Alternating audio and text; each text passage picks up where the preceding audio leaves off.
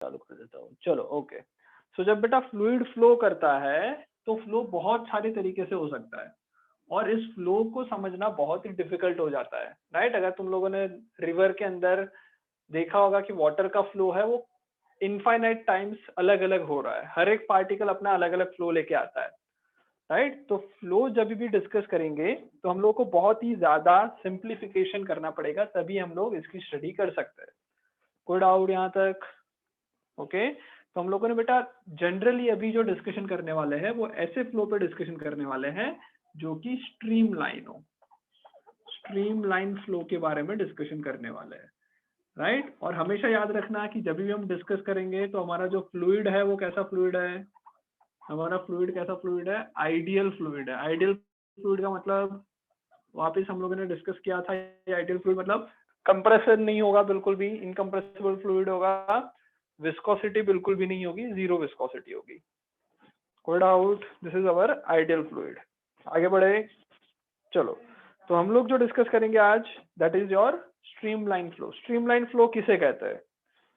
तो जनरली बेटा streamline flow तब तुम लोगों ने प्रैक्टिकली देखा होगा, तुमने अगर मान लो टैप जो है तुम्हारे घर के अंदर जो नल है वो अगर थोड़ा सा ओपन करोगे तो जब बहुत ही स्लो स्पीड में जब वो ट्रैवल कर रही होगी उसके अंदर वाटर जो ड्रॉपलेट्स है वो बहुत ही स्लो स्पीड में जब ट्रैवल कर रही होगी तो तुमको देखने को मिलेगा कि कुछ इस तरह का फ्लो देखने को मिलेगा विदाउट एनी डिविएशन, और ये पूरा ट्रांसपेरेंट फ्लो देखने को मिलता है। देखा हुआ है सबने इस तरह का फ्लो? जब पानी बहुत ही स्लो आ रहा है तब की बात चल रही है, ओके जिसके अंदर हम लोगों को पार्टिकल्स जो है वो एक ऐसा ट्यूब जैसे फॉर्म में ट्रैवल करते हुए देखने को मिलते हैं। तो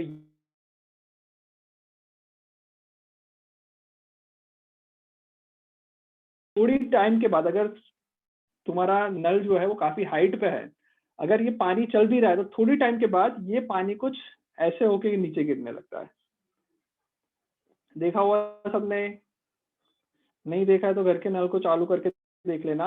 अगर ये हाइट थोड़ी ज्यादा होगी तो थोड़े टाइम के बाद ये वाटर जो है वो कुछ डिफरेंट शेप में आगे ट्रैवल करता है। तो यहाँ तक स्ट्रीमलाइन है, उसके बाद कुछ स्ट्रीम का फ्लो देखने को मिलता है स्ट्रीमलाइन फ्लो। आवाज आ रही है मेरी? एक मिनट। यस, क्या बताओ बेटा वापस? क्या? हेलो सर बता दो ना। आवाज आ रही है मेरी? हाँ आ रही है। वापस बेटा मैं ये बोल रहा हूँ कि स्ट्रीमलाइन फ्लो तुमने कहाँ कहाँ देखा होगा, अभी वही डिस्कस किया था कि अगर टैप को थोड़ा सा खोलोगे तो एक ट्यूब जैसी लाइन, ट्यूब जैसी वाटर की लाइन नीचे जाने के लिए देखने को मिलती है। तो वो जो तुम्हारा स्ट्रीमलाइन फ्लो है, ओके अभी टेक्निकल्स में नहीं गए, अभी जस्ट तुमने कहाँ देखा है वो मैंने बताया। आ गया समझ में इतना? हाँ राइट।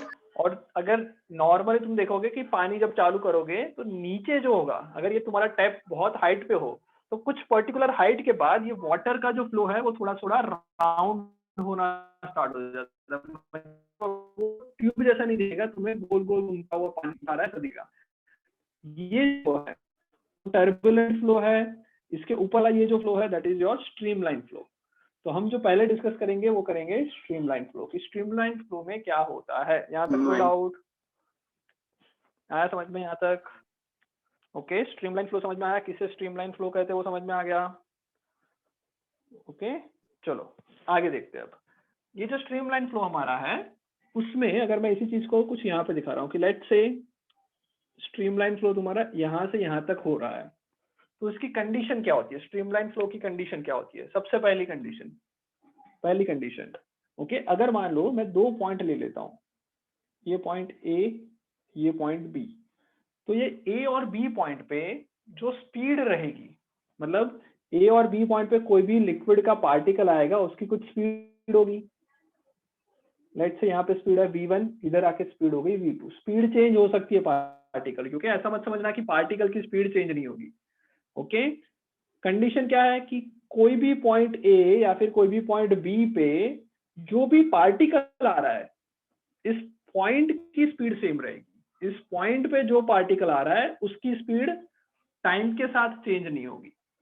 अगर टाइम के साथ इसकी स्पीड चेंज नहीं हो रही है तो उसको मैं स्ट्रीमलाइन फ्लो कह सकता हूँ। समझ में आ रहा है ये?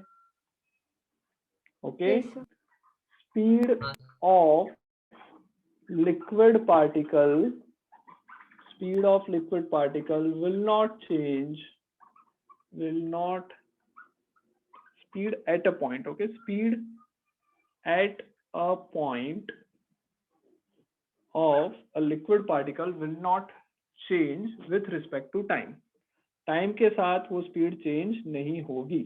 ये हमारा पहला है। कोई डाउट? अगर ये चेंज नहीं हो रही है इसका मतलब क्या होगा? इसका मतलब ये होगा कि इस पॉइंट पे जो भी पार्टिकल आएगा उन सभी की स्पीड सेम होगी।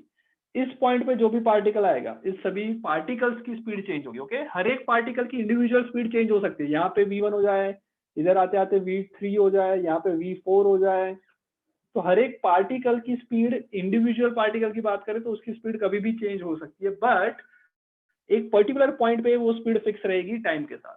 आ रहा है समझ में? समझ में आ रहा है? हाँ। ओके, चलो अगर इसकी हम बात करें, इसको आगे हम लोग देखें कि अगर एक पार्टिकल इधर आया, ओके, और वो जा रहा है इस तरफ गया और यहां से बी पॉइंट तक पहुंचा। ओके, इस पाथ पे वो बी पॉइंट तक पहुंचा, तो इसके बाद वाला पार्टिकल जो ए पे पहुंच रहा है वो उसी पाथ पे बी पॉइंट तक पहुंचेगा, बिकॉज हर एक पॉइंट पे हर एक पार्टिकल की स्पीड सेम रहेगी। तो अगर मान लो कोई एक पार्टिकल इस लाइन को फॉलो कर रहा है तो नेक्स्ट पार्टिकल जो ए पॉइंट पे पहुंचेगा वो हमेशा वही लाइन को फॉलो करेगा। कभी ऐसा नहीं होगा कि ए पॉइंट से इधर चला गया। समझ में आ रहा है? हाँ। Yes, sir. समझ में आ रहा है? कोई भी पार्टिकल जो है जो एक लाइन पे जा रहा है दूसरा पार्टिकल भी उसी को फॉलो करेगा। ओके, तो पहला पॉइंट हो गया कि speed at a point of liquid particle will not change with respect to time. Second क्या हो जाएगा? Particle will follow same path as its previous particle। समझ में आ गया? कोई भी पार्टिकल होगा वो उस पॉइंट पे आने वाले प्रीवियस पार्टिकल का ही पाथ फ्लो करता रहेगा, पाथ फॉलो करता रहेगा। कोई डाउट यहाँ तक? समझ में आ गया इतना? समझ में आ गया इतना? ओके, इसको हम स्टेडी फ्लो भी कहते हैं। इस चीज को हम लोग क्या कहते हैं? Steady flow. स्टेडी फ्लो का मतलब टाइम के साथ उसमें कोई चेंज नहीं आने वाला। स्टेडी का मतलब क्या हुआ? Not change with respect to time. Time के साथ कोई भी चेंज नहीं आएगा, उसको हम स्टेडी फ्लो कहते हैं। कोई डाउट यहाँ तक?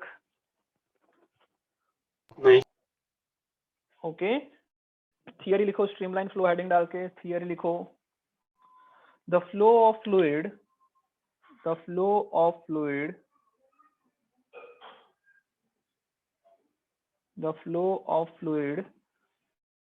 is said to be steady। हाँ, इसी को बेटा लैमिनार फ्लो भी कहते हैं। ओके, ये जो हम डिस्कस कर रहे हैं उसी को लैमिनार फ्लो भी कहते हैं। चलो, the flow of fluid is said to be steady if at any given point the velocity of each particle fluid, each passing fluid particle remains constant with respect to time।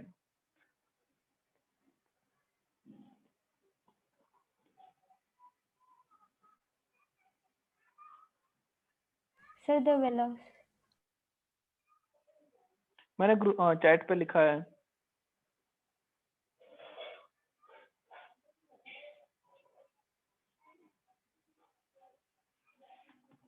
Okay, हर एक बेटा, इसका मतलब ऐसा नहीं है कि हर एक point पे वेलोसिटी सेम रहेगी। हर एक पॉइंट की वेलोसिटी इंडिविजुअली अलग अलग है, बट उस पॉइंट पे जो पार्टिकल आएगा उसकी वेलोसिटी हमेशा वही रहेगी। समझ में आ रहा है ये चीज? डिफरेंस समझ में आ रहा है? ये डिफरेंस समझ में आया सबको या नहीं आ रहा है? Yeah. सर, ये 2 पॉइंट लिखने हैं। हेलो, डिफरेंस समझ में आया? Because Yes, sir. बेटा हम लोग काइनेमेटिक्स जब डिस्कस कर रहे थे तो पार्टिकल की बात कर रहे थे कि भाई एक पार्टिकल है उसकी स्पीड कांस्टेंट है या फिर वो एक्सेलरेट कर रहा है। यहाँ पे हम लोग किसकी बात करेंगे, पॉइंट्स की बात करेंगे। ए पॉइंट पे जो भी पार्टिकल आएगा उसकी स्पीड फिक्स है। सिमिलरली यहाँ पे मान लो कोई सी पॉइंट है, वहां पे जो भी पार्टिकल आएगा उसका स्पीड फिक्स है। हर एक पॉइंट पे पार्टिकल की स्पीड फिक्स रहेगी। आ गया समझ में? चलो इतना लिख लिया। आगे लिखो और ये ईच 2 पार्टिकल। पॉइंट्स लिखने हैं। हाँ 2 पॉइंट्स नहीं, वो ऊपर वाले नहीं लिखोगे तो चलेगा। मैं उसी का पॉइंट मतलब टेक्निकल लैंग्वेज में तुम्हारे चैट बॉक्स पे डाल रहा हूँ। आप डिक्टेट भी कर। हाँ, each particle follows a smooth path and the path of the particles do not cross each other। कोई भी पार्टिकल जो पाथ जो फॉलो कर रहा है वो एक दूसरे को इंटरसेक्ट नहीं करेगा। क्यों नहीं करेगा वो डिस्कशन करते हैं। Sir 1 minute. हाँ नीचे वाला मैं रहने देता हूँ, ऊपर से हटा देता हूँ।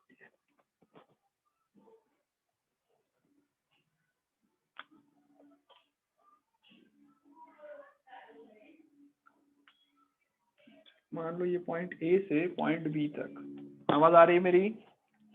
चलो मान लो पॉइंट ए से पॉइंट बी तक स्ट्रीमलाइन फ्लो हो रहा है, ओके। और मैं एक पार्टिकल को, अगर मान लो इस पार्टिकल को मैं पॉइंट आउट कर रहा हूँ कि ये पार्टिकल कहाँ से कहाँ किस तरह से जा रहा है, तो मैंने देखा कि ये पार्टिकल ए से बी जो जा रहा है उसका पाथ ये है, ओके, इस पाथ पे वो जा रहा है। दूसरा कोई पार्टिकल है उसका भी मैंने पाथ देखा तो ऐसा है। तीसरा पार्टिकल है उसका पाथ ऐसा है। चौथे पार्टिकल का पाथ ऐसा है।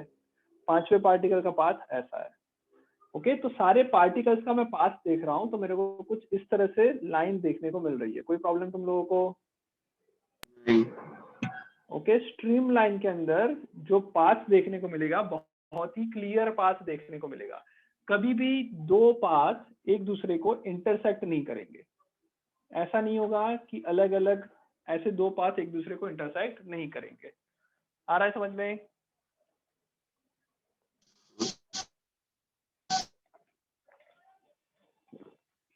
क्यों नहीं करेंगे intersect?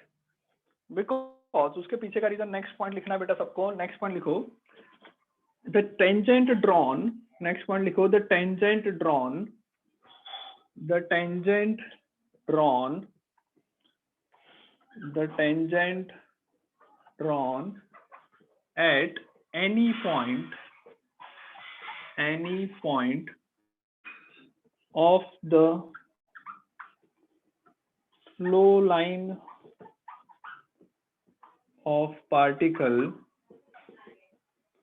will give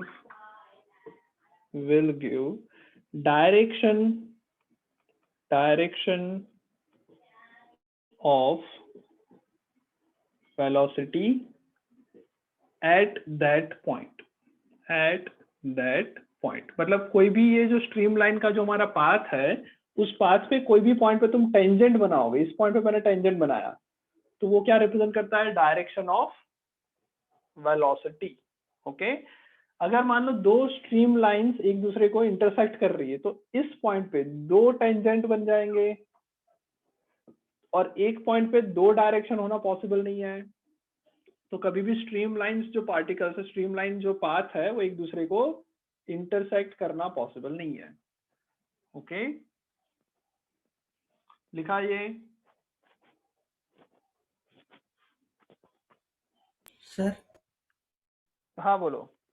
sir streamline flow में ऐसा तो जरूरी नहीं होता ना कि क्रॉस सेक्शनल एरिया सेम होना चाहिए? नहीं, क्रॉस सेक्शनल एरिया का कुछ ऐसा जरूरी नहीं होता, okay. Cross sectional area change हो सकता है।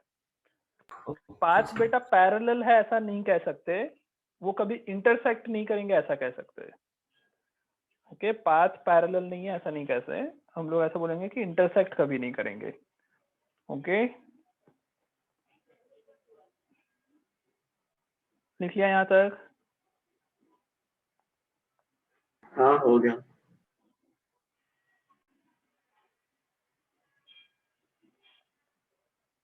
हटा दो सर, हो गया। हो गया यहाँ तक? कोई डाउट यहाँ तक? No sir. ओके, कभी इंटरसेक्ट नहीं करेंगे वो वाला पॉइंट लिख लिया? हाँ सर। कभी इंटरसेक्ट नहीं करेंगे वो वाला पॉइंट लिख लिया सबने? ओके चलो आगे बढ़े।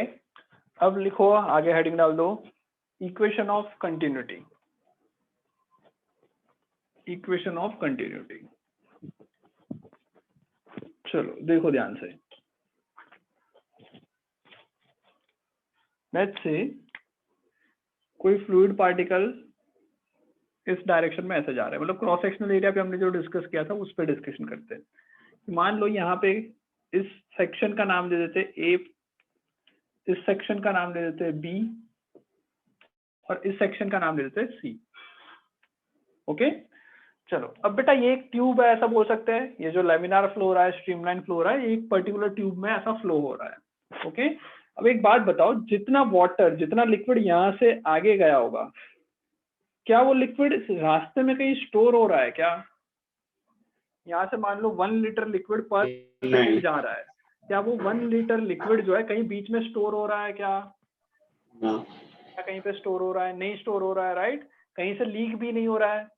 मतलब इस यहाँ से जितने लोग अंदर जाएंगे उतने ही लोग यहाँ से बाहर निकलेंगे, हाँ या ना? क्योंकि बीच में कोई स्टोरिंग कैपेसिटी नहीं है और बीच में कहीं पे लीकेज भी नहीं हो रहा है। तो जितना मास एक जगह से अंदर गया उतना ही मास बाहर निकलना चाहिए दूसरी जगह से, तभी ये फ्लो पॉसिबल है। कोई डाउट इसमें? ओके तो मैं इधर ऐसा लिख सकता हूं कि भाई मास flow rate at point A will be is equals to mass flow rate at point B will be is equals to mass flow rate at point C। Mass flow rate का मतलब क्या होता है? तो भाई मास फ्लो रेट का मतलब बताओ भाई, मास फ्लो रेट का मतलब क्या लिखेंगे? वॉल्यूम रॉ एवी। मास फ्लो रेट मतलब मास पर यूनिट टाइम, बेसिकली ये हो गया, कितना मास गया पर यूनिट टाइम, इसको हम मास फ्लो रेट कहेंगे। अगर मैं बोल देता हूँ volume flow rate, volume flow rate का मतलब क्या हो जाएगा? वॉल्यूम फ्लो रेट कितना हो जाएगा? कितना वॉल्यूम गया डिवाइडेड बाय टाइम। समझ में आ गया? इसका यूनिट आ जाएगा मीटर क्यूब पर सेकेंड, और मास फ्लो रेट का यूनिट क्या आ जाएगा? केजी पर सेकेंड। आ गया समझ में? तो मैं इधर बोल रहा हूँ कि जितना मास यहाँ से गया वो कहीं पे स्टोर नहीं होने वाला, तो जितना मास इधर से गया उतना ही मास वहां पे बाहर निकलेगा। चलो तो मैं लिख सकता हूँ कि भाई कितना मास इधर से अंदर जा रहा है, तो उसके लिए बेटा यहाँ पे उसकी कोई वेलोसिटी होगी इस पॉइंट पे। लेट्स से इधर जो अंदर जाने की वेलोसिटी है दैट इज v1।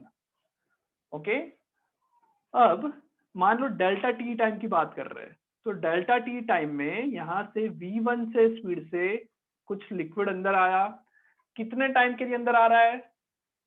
कितने टाइम के लिए अंदर आ रहा है? डेल्टा टी टाइम के लिए। तो कितना डिस्टेंस ट्रैवल किया? तो डिस्टेंस कितना ट्रैवल किया? dt dx डेल्टा टी हो सकता है मैं कि भाई ये जो डिस्टेंस ट्रैवल किया वो हो जाएगा v1 multiply by delta T, इतना डिस्टेंस आगे बढ़ा होगा। ओके मैं ऐसा क्यों निकाल रहा हूँ? ऐसा क्यों निकाल रहा हूँ? ऐसा इसलिए निकाल रहे हैं बिकॉज हमें चाहिए mass flow rate. Mass flow rate मतलब delta M divided by delta T. Delta M मतलब जितना मास अंदर जा रहा है डेल्टा टी टाइम के अंदर।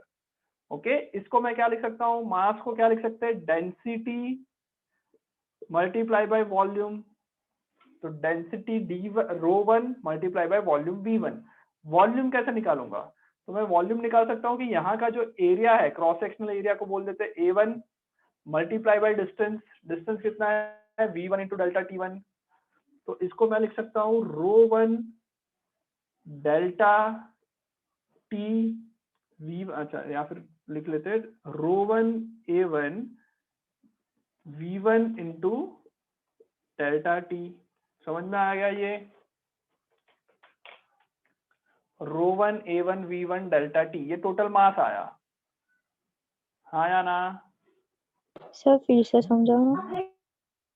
ओके देखो बेटा यहाँ से v1 की स्पीड से लिक्विड अंदर जा रहा है, यहाँ से यहाँ पे जब वो लिक्विड यहाँ पहुंचा है तो उसकी स्पीड कितनी है? V1 आया ना?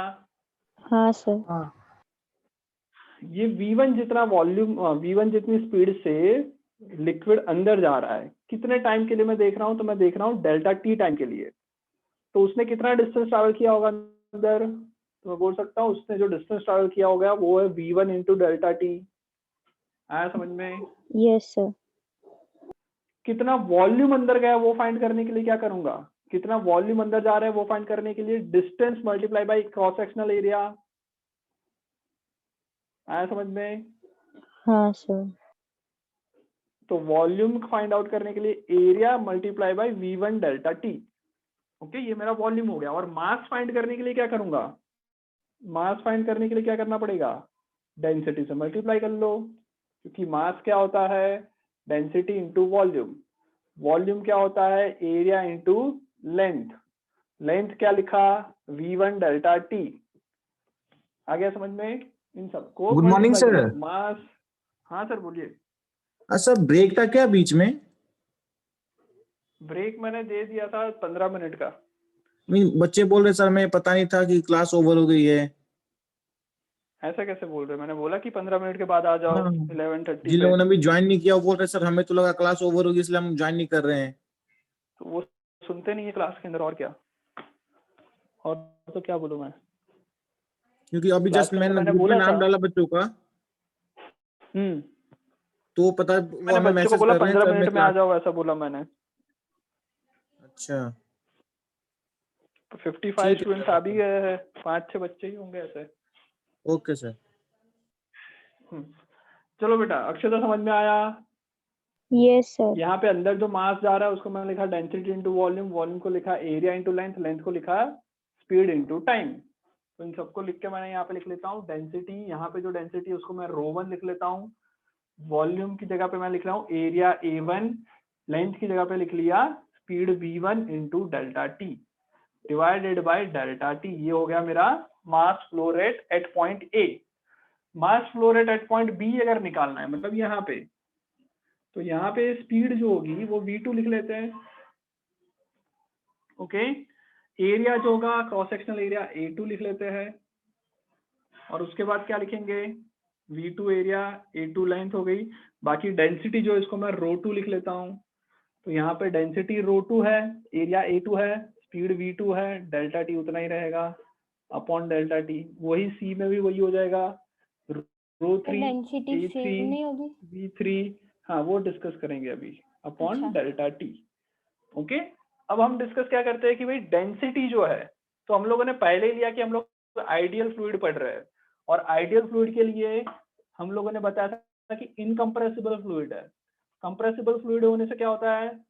कंप्रेसिबल फ्लूइड है मतलब वॉल्यूम कम हो सकता है without changing the mass, but incompressible है मतलब मास जितना होगा वॉल्यूम भी उसी के प्रोपोर्शनल होगा। कभी मैं सिर्फ और सिर्फ वॉल्यूम को चेंज नहीं कर सकता, बिकॉज कंप्रेस तो नहीं हो सकता। तो इनकम्प्रेसिबल फ्लूइड के लिए क्या हो जाएगा? डेंसिटी हर जगह पे इक्वल होगी। ρ1 will be equals to ρ2 will be equals to ρ3। Okay, तो ये अगर ये मैं पुट करूं डेल्टा टी हर जगह कैंसिल हो रहा है, तो मेरा पास फाइनल फॉर्मूला आएगा क्या? A1V1 is equals to A2V2 is equals to A3V3। आया समझ में? समझ में आया ये? Yes sir. बाकी सारा कट हो गया, ρ1 कट हो गया, डेल्टा टी कट हो गया, तो बचा क्या? A1V1 equals to A2V2 equals to A3V3। Okay, ये जो है इसको हम लोग क्या कहते हैं? Equation of continuity. समझ में आ गया? इसको हम क्या कहते हैं? This is known as what? Equation of continuity. लिख लो जल्दी से। ओके, इसका बेसिक मतलब हो जाएगा कि एरिया मल्टीप्लाई बाय स्पीड करोगे वो आएगा कांस्टेंट। कोई भी लैमिनार फ्लो के लिए एरिया और V को मल्टीप्लाई करोगे तो वो कांस्टेंट आएगा। अगर कंप्रेसिबल फ्लूइड होगा तो क्या चीज कांस्टेंट रहेगी? कंप्रेसिबल फ्लूइड के लिए ρAV। Density into area into volume आएगा constant. Okay, for compressible fluid.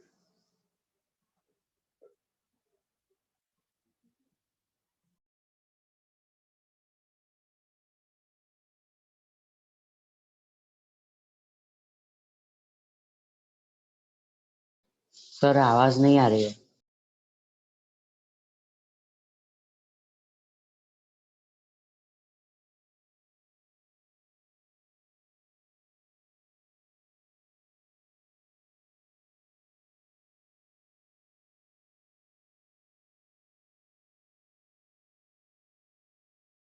Done sir. चलो लिख लिया बेटा? No, sir.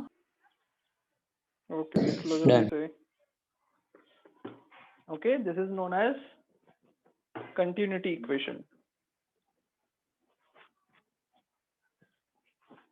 लिख लो फटाफट।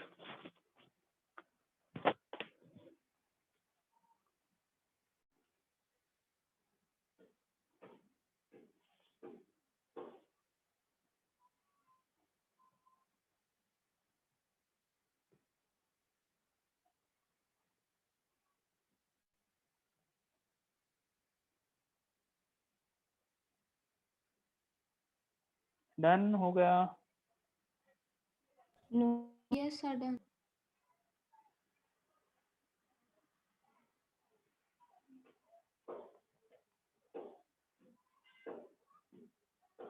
हटा दूं? Yes, sir.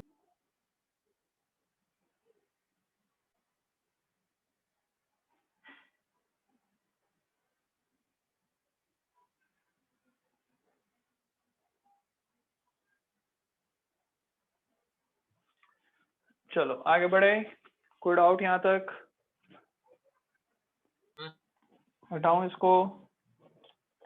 मास flow rate, volume flow rate समझ में आ गया?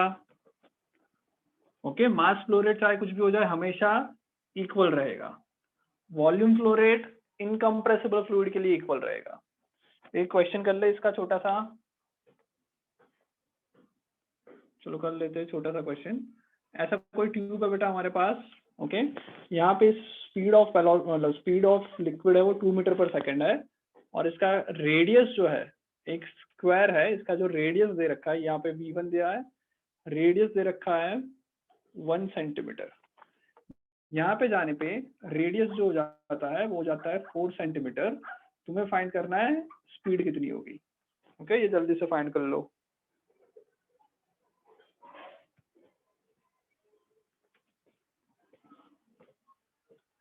A into V is equal to constant करके फटाफट फाइंड कर लो।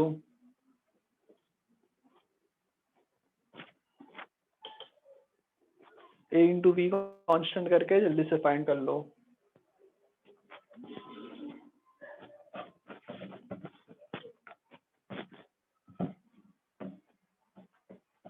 सर ये किसका पार्ट बोला आपने? क्या? सर्कुलर क्रॉस सेक्शन है। ओके।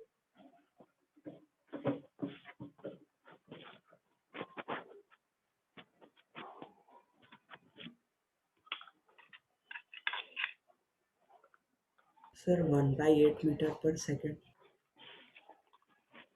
क्या है V2?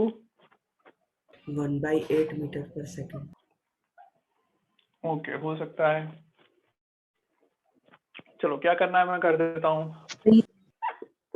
A1 V1 A2 V2 equal आएगा। एरिया कैसे निकलेगा? पाई इंटू R1 का square into V1 is equal to A2 की जगह पे लिख लेंगे पाई R2 का स्क्वायर V2। पाई से पाई गया। V2 की वैल्यू कितनी आ जाएगी? V2 निकालने के लिए मैं बोल सकता हूँ R1 बाय R2 का whole square multiply by V1। अब बेटा इसको सेंटीमीटर में ही रहने दो, उसको मीटर में कन्वर्ट करने की जरूरत नहीं है बिकॉज कैंसिल हो रहा है। 1/4 whole square multiply by V1 है 2, तो आ जाएगा 1/16 इंटू 2 1/8 मीटर पर सेकेंड। बहुत सिंपल, समझ में आ गया? ओके, कोई डाउट किसी को इसमें? No sir. चलो आगे बढ़ते हैं। ओके, नेक्स्ट हेडिंग लिख लो बर्नौलीज इक्वेशन। नेक्स्ट हेडिंग लिख लो Bernoulli's equation. Okay, let's say ऐसी कोई ट्यूब है, यहाँ पे ऐसी कोई ट्यूब है मैं जमीन से इसका रेफरेंस मान के यहाँ पे मैं हाइट बोल देता हूँ h1 है, और इधर की हाइट जो है वो है h2। इधर का कुछ प्रेशर होगा P1, इधर का कुछ प्रेशर होगा P2, राइट। अगर मुझे अभी इसमें प्रेशर डिफरेंस मेजर करना है, मुझे फाइंड करना है कि P2 माइनस P1 कितना आएगा, तो क्या मैं लिख लूँ रो जी H2 माइनस H1? क्या ऐसा लिख दूँ? प्रेशर होता है रो जी H, डिफरेंस कितना होगा? H2 माइनस H1 डिफरेंस होगा, तो रो जी H2 माइनस H1। सही है ये? Yes sir. क्या ये करेंगे तो सही है? क्योंकि हम लोगों को प्रेशर पड़ा हुआ था, हमने एक ऐसा कंटेनर लिया था, उसके अंदर 2 पॉइंट ले लिए, और 2 पॉइंट के बीच का जो P2 माइनस P1 हो गया था वो रो जी H हो गया था, राइट। तो सेम फॉर्मूला मैं इधर लगा के कर दूं, इस तरह से हम लोग P2 equal P2 minus P1 रो जी H1 लिखा था, रो जी H लिखा था, तो इधर भी वही कर लूं या नहीं कर सकते? No sir. क्यों नहीं कर सकते बताओ? सर वो यहाँ पे फ्लूइड में लिक्विड फ्लो था। हो रहा है। क्या था वो? फ्लूइड में था ना, लिक्विड। वही। तो ये भी तो लिक्विड है, ये भी तो फ्लूइड ही तो है, डिफरेंस क्या आया? सर पर बाहर फ्लूइड नहीं है ना, पाइप के उससे क्या अंदर फर्क फ्लूइड है। पड़ेगा? ये बेटा किसके लिए था? स्टैटिक कंडीशन के लिए प्रेशर था, स्टैटिक के लिए था। यहाँ पे क्या हो रहा है? यहाँ पे फ्लो हो रहा है, तो यहाँ पे वो फॉर्मूलाज हम नहीं लगा सकते, तो इसके लिए कुछ अलग करना पड़ेगा। समझ में आया? और इसी चीज के प्रेशर डिफरेंस को फाइंड आउट करने के लिए बर्नौली ने एक्सपेरिमेंट किया और उसने बताया, इसलिए इसको हम कहते हैं बर्नौलीज थ्योरम। आगे समझ में? Bernoulli's principle. कोई डाउट? नहीं। कोई डाउट? अच्छा 12:30 तक क्लास होती है ना बेटा? कब तक क्लास होती है? हाँ सर, सर 4 क्लास सर होते हैं। 4 क्लास होती है सर। हाँ क्या? 4 क्लास होती है 12:30 तक होती है ना, क्लास। पर 12:30 नहीं सर, टाइमिंग 4 कब तक होता है? टाइम टेबल में टाइमिंग क्या डालते हैं वो पूछ रहा हूँ। हाँ 12 कब तक होता है? 30 होता है ना? ओके हाँ, बस तो 12:30 तक बैठना है, ओके, भाग मत जाना कोई।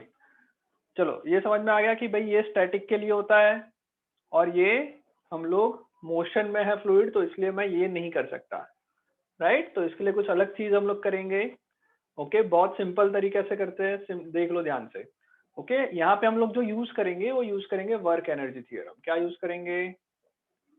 Work energy theorem. Work energy theorem क्या कहता है भाई? वर्क एनर्जी थ्योरम कहता है कि भाई work done by all forces will be is equals to what? Change in kinetic energy. कोई doubt? Work done by all forces will be equals to change in kinetic energy. चलो इधर कौन कौन work done करने वाला है वो देखो ध्यान से। बेटा लिक्विड यहाँ से यहाँ तक जा रहा है, यहाँ का जो प्रेशर है, फ्लूइड जो यहाँ पे प्रेशर लगाएगा वो है P1, ओके। मतलब ये उसको धक्का दे रहा है आगे की तरफ, इसकी वजह से वो आगे जा रहा है, हाँ या ना? कोई डाउट? ओके यहाँ पे work done by all force लिखा है, कौन कौन सा फोर्स लग रहा है पहले वो आइडेंटिफाई करते हैं। तो पहला फोर्स कौन लगाया?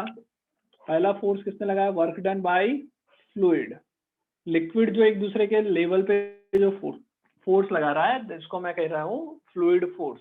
तो वर्क डन बाय फ्लूइड पहला फोर्स है। दूसरा फोर्स कौन सा लग रहा है बेटा इस पे? दूसरा फोर्स कौन लगा रहा है भाई, जल्दी बोलो? Weight. Gravity, right. Gravitational force लगेगा इस पे। कोई डाउट? तो मैं इधर और एक चीज लिखता हूँ, work done by gravity is equals to what? Change in kinetic energy. कोई डाउट? कोई डाउट इसमें? अरे हाँ ना बोलते जाओ। चलो यहाँ पे जो क्रॉस सेक्शनल एरिया है इसको मैं A1 ले लेता हूँ, लिक्विड की जो स्पीड है उसको V1 ले लेता हूँ। सिमिलरली यहाँ पे जो क्रॉस सेक्शनल एरिया है उसको A2 ले लेता हूँ, लिक्विड की जो स्पीड है उसको V2 ले लेता हूँ। कोई doubt? No sir. Hello, okay. चलो कितना टाइम बाकी है? 2 मिनट बाकी है, थोड़ी देर बाद वापस ज्वाइन कर लेना, ओके। चलो ध्यान से यहाँ पे देखो, वर्क डन बाय फ्लूइड निकालते पहले। तो वर्क डन बाय फ्लूइड कैसे निकलेगा? वर्क डन बाय फ्लूइड क्या होता है भाई? फ्लूइड का वर्क डन क्या होता है? मास फॉर्मूला क्या होता है वर्क डन बाय फ्लूइड का? Force into displacement. Okay, force कौन लगा रहा है? तो मैं बोल सकता हूँ कि यहाँ से फ्लूइड इसको आगे धक्का दे रहा है। ओके, अब मैं क्या करता हूँ, यहाँ पे कुछ क्रॉस सेक्शन ले लेता हूँ। कि मैं यहाँ से बात करता हूँ, कितने लिक्विड की बात चल रही है वो देखते हैं। तो बेटा यहाँ पे लिक्विड स्टार्ट हो रहा है और वो लिक्विड कहाँ तक चल रहा है? यहाँ तक है। ओके, ये लिक्विड की बात चल रही है, कोई डाउट इसमें? यहाँ से यहाँ तक के लिक्विड की बात चल रही है। थोड़ी देर के बाद क्या होगा? थोड़ी देर के बाद यही लिक्विड आगे चला जाएगा। अगर मैं इस ट्यूब को आगे ऐसे दिखा दूं तो मैं बोल सकता हूँ कि after some time, delta T time के बाद ये लिक्विड क्या करेगा? ये लिक्विड आगे मूव कर जाएगा। आ रहा है समझ में? तो अब ये क्रॉस सेक्शन कुछ ऐसा दिखेगा। अब ये लिक्विड में बोल सकता हूँ कि अब ये आगे बढ़ गया, कुछ ऐसा। हाँ या ना? कोई डाउट? ब्लैक लाइनिंग्स दिख रही है। पहले वो रेड जगह पे था, बाद में वो ब्लैक जगह पे आ गया। कितना आगे गया होगा? तो मैं बोल सकता हूँ कि यहाँ से v1 स्पीड थी, तो यहाँ से ये आ गया v1 डेल्टा टी, इतना आगे गया होगा। इधर से कितना गया होगा? इधर से मैं बोल सकता हूँ v2 डेल्टा टी। कोई डाउट? अरे आ रहा है समझ में? नहीं आ रहा? आ रहा है सर। Yes, sir. ओके, अब बेटा देखो, यहाँ पे जो है लिक्विड जो है वो उसको प्रेशर कर रहा है, P1 जितना प्रेशर से धक्का दे रहा है। पर यहाँ का लिक्विड उसको क्या कर रहा होगा? अंदर की तरफ पुश कर रहा होगा। आ रहा है समझ में? सर वर्क डन बाय जो फ्लूइड होगा, हाँ बोलो। सर मेरे को डाउट आ रहा है कि ग्रेविटी लगेगी हाँ, कहाँ बोलो। पे? क्या कौन लगेगी? ग्रेविटी किस पॉइंट पे लगेगी? ग्रेविटी हर एक पूरे लिक्विड पे नीचे की तरफ लगेगी। ग्रेविटी